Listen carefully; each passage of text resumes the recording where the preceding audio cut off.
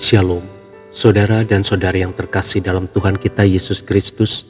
Marilah kita luangkan waktu beberapa menit untuk berkencan dengan Tuhan saat ini, agar dari hari ke hari kita semakin dekat dengan Tuhan, sehingga hidup kita semakin diberkati dan menjadi berkat.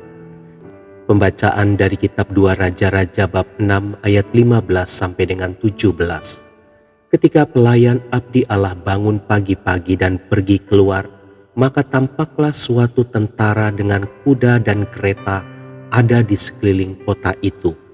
Lalu berkatalah bujangnya itu kepadanya, "Celaka tuanku, apakah yang akan kita perbuat?" Jawabnya, "Jangan takut, sebab lebih banyak yang menyertai kita daripada yang menyertai mereka." Lalu berdoalah Elisa, "Ya Tuhan, bukalah kiranya matanya, supaya ia melihat." Maka Tuhan membuka mata bujang itu sehingga ia melihat. Tampaklah gunung itu penuh dengan kuda dan kereta berapi sekeliling Elisa. Demikianlah sabda Tuhan, syukur kepada Allah. Saudara dan saudari yang terkasih dalam Tuhan kita Yesus Kristus, pernahkah kita menyadari perbedaan mata jasmani dan mata iman? Mata jasmani terbentur pada sebuah tembok, tetapi mata iman melompati tembok. Mata jasmani terbatas pada sebuah sudut jalan, tetapi mata iman melihat apa yang ada di balik sudut jalan. Mata jasmani melihat kegelapan, tetapi mata iman menjangkau secercah sinar di balik kegelapan. Mata jasmani menimbulkan keputusasaan, tetapi mata iman menimbulkan kekuatan dan pengharapan. Mata iman menjadikan tenang dikala badai menerpa, terhibur ketika kesedihan mendera, tersenyum di balik duka, berbahagia di tengah kepedihan, dan menemukan jalan ketika tiada jalan. Saudara dan saudari yang terkasih dalam Tuhan kita Yesus Kristus, dalam kitab 2 Raja-Raja bab 6 ayat 15-17, kita melihat tentara Raja Aram datang mengepung kota Dotan di mana Elisa berada. Dan ketika pelayan abdi Tuhan Gehasi melihat tentara Aram yang besar itu, maka ia ketakutan dan memberitahukan kepada Elisa. Namun Elisa hanya berkata, "Jangan takut, sebab lebih banyak yang menyertai kita daripada yang menyertai mereka." Gehasi dengan mata jasmaninya melihat tentara Aram yang besar, sehingga membuat dia gemetar ketakutan. Sedangkan Nabi Elisa dengan mata iman melihat tentara Tuhan yang jauh lebih besar.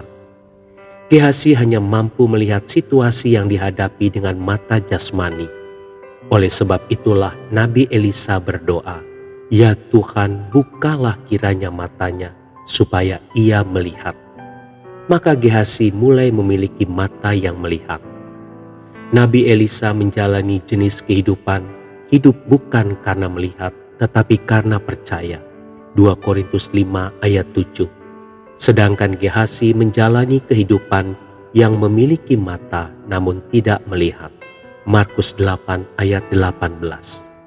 Saudara dan saudari yang terkasih dalam Tuhan kita Yesus Kristus, seringkali kita menjalani kehidupan kekristenan dengan mata jasmani bertindak dan berpengaruh jauh lebih besar daripada mata iman. Akhirnya kehidupan kekristenan yang kita jalani adalah kehidupan yang uring-uringan karena sebuah masalah. Akibatnya penuh dengan kecemasan, ketakutan, dan kekalahan, tidak memiliki sikap iman di dalam Tuhan, dan kering akan campur tangan Tuhan. Ini bukanlah kehidupan yang Tuhan inginkan. Kita harus mempunyai keyakinan bahwa Tuhan mengontrol seluruh kehidupan kita.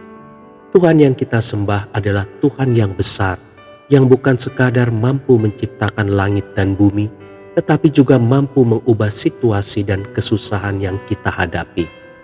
Untuk itulah kita harus dapat melihat segala keadaan dengan mata iman, agar di setiap sudut-sudut jalan kehidupan kita menemukan campur tangan Tuhan.